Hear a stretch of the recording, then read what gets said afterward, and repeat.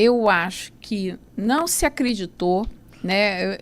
E a coisa foi mais rápida do que a gente supunha. Sim, na época, o professor Piquet Carneiro, na UERJ, o Renato Veras, do Instituto de Medicina Social, o Ézio Cordeiro, que foi reitor da UERJ, o Alexandre Kalash, que está até aí hoje, o Alexandre vinculado ao IMS, né, o Instituto de Medicina Social da Universidade, já existiam os estudos de epidemiologia que já mostravam essa questão do envelhecimento.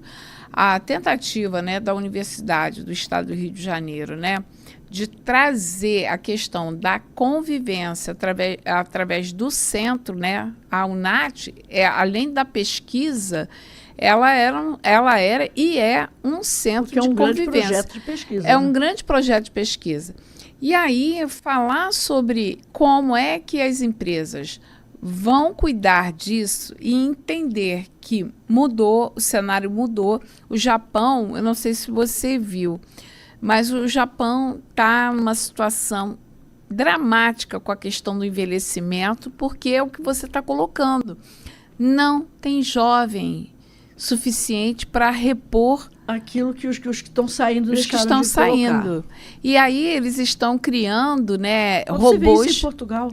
Robôs, mas eu não sei se você já viu. Eu já vi uma matéria. Robô nos asilos ou dentro das casas mesmo, para fazer companhia. Para fazer companhia e para dar medicamento. E a gente ainda não. Já aconteceu, o Brasil não está envelhecendo, o Brasil já envelheceu. Já, em 2050 vai ser o 5º país mais velho do mundo.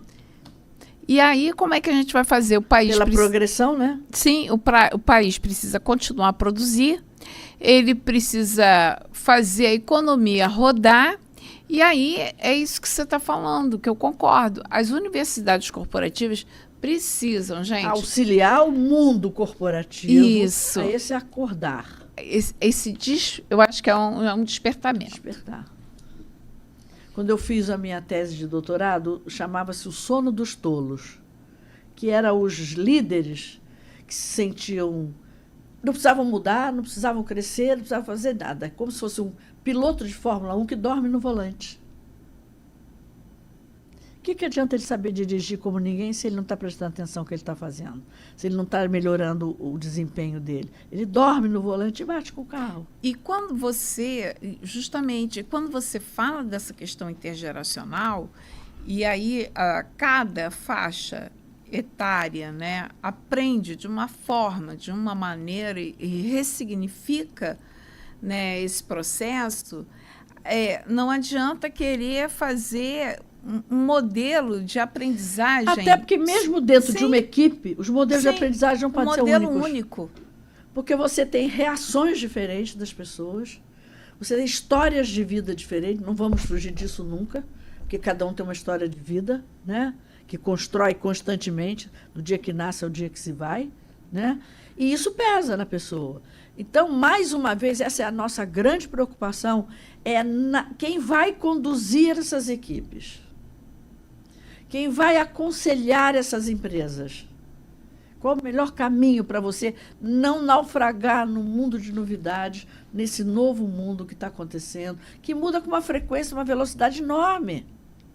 Enorme. A pandemia, em 2 anos, mudou cenários.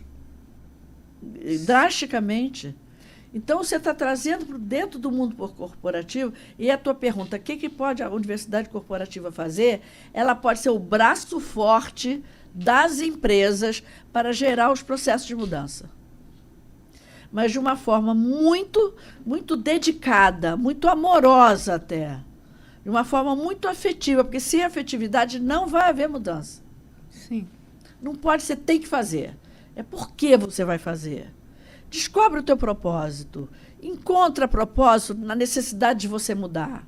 Encontra propósito que mova a tua vida de forma a você caminhar nessa trilha para você chegar num lugar em que você vai ver a luz brilhando lá no fundo, porque precisa ser vista. Sim.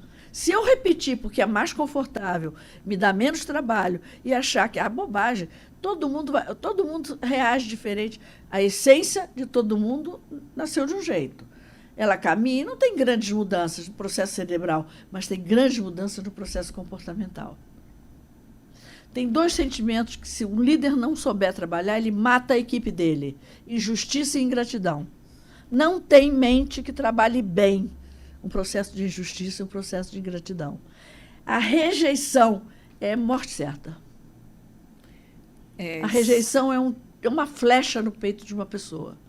Ele vai tirar a flecha? Vai, mas aquela marca vai ficar. Então, eles têm que estar muito preparados para serem neutralizadores, para serem equilibradores, para serem malabaristas de muitos pratos ao mesmo tempo, porque cada uma das pessoas que está ali é uma pessoa diferente. Ele pode falar mais alto com um, ele pode falar mais baixo com o outro, ele sabe o tempo de pressionar um e criar uma nata que se torne uma grande massa de respeito entre as pessoas. Se não houver respeito, não vai haver nada.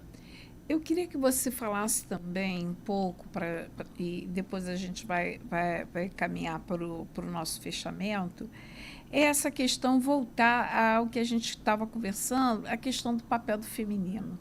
O papel do feminino na empresa, o papel da mulher dentro das organizações, na liderança, e nesse cenário que você está colocando para a gente, da questão da mulher longeva dentro das organizações. Olha, tem muitas coisas que a gente pode falar disso aí, né? Porque o papel da mulher, ele oscila muito, porque conforme vai mudando o processo cultural, hoje a gente tem uma liberdade de falar coisas que a minha avó não teria coragem de falar. Sim. E nós, em essência de feminino, né? Aí sou eu o indivíduo, tá? Eu converso muito com a minha ancestralidade. Eu me ponho, tem um hábito que a gente tem, até de terapêutico mesmo, né? Eu me ponho de frente, como eu estou de frente para você, para minha mãe, que não existe mais. A minha mãe já faleceu, tem 7 anos. Atrás da minha mãe está a minha avó, a mãe dela. Porque a linhagem do materno e a linhagem do paterno vai para os meninos, né? Na constelação a gente trabalha assim. Atrás da minha mãe, da minha avó, tem a minha bisavó que eu conheci.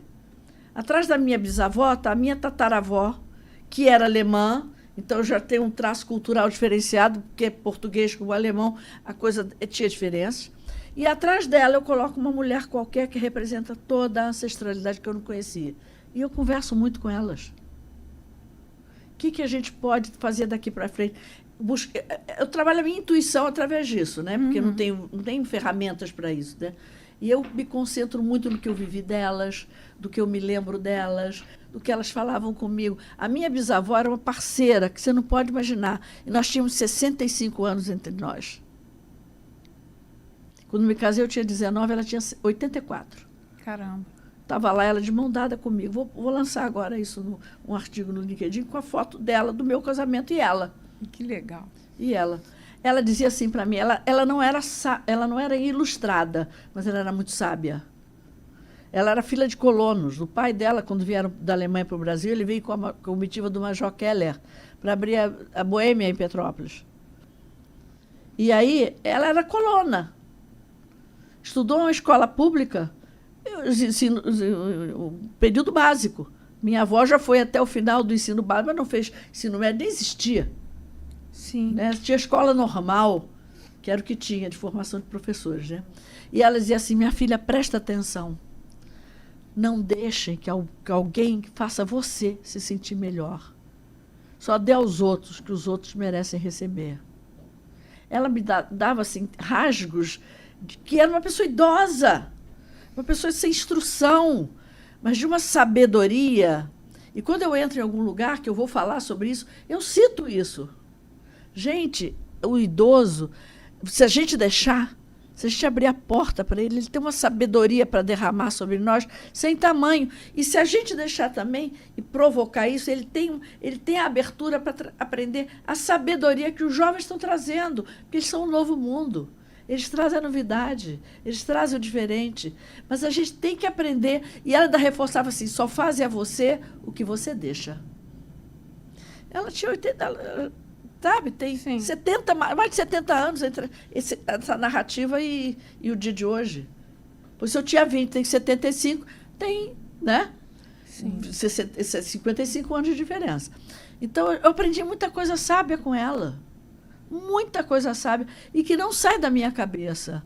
Então, quando eu penso nessa formação da liderança intergeracional, eu penso no abrir as portas para a descoberta da maravilha que é pessoas diferentes. Tudo que a gente pode receber de cada um. Sim. Não importa a idade que eles tenham, cada um tem uma trajetória, cada um tem uma história de vida, cada um tem um storytelling. Eu preciso escutar dentro de uma equipe o storytelling das pessoas. Sim. Para que todos se escutem, para que as pessoas possam aprender. Nossa, que bacana aquilo ali. Mas eu tenho que ter uma liderança sensível. Eu tenho que ter uma liderança aberta. Eu tenho que ter uma liderança acolhedora. Sim. E que se dispa de crenças limitantes que impedem que ela passe para o outro essas descobertas. Sim. Diagnóstico não leva a lugar nenhum, ele só ajuda o teu ponto de partida. Mas é o que vem depois que vai se transformar em comportamento. Comportamento é introjeção de sensação. E não adianta dizer, liderança não é técnica, é comportamento.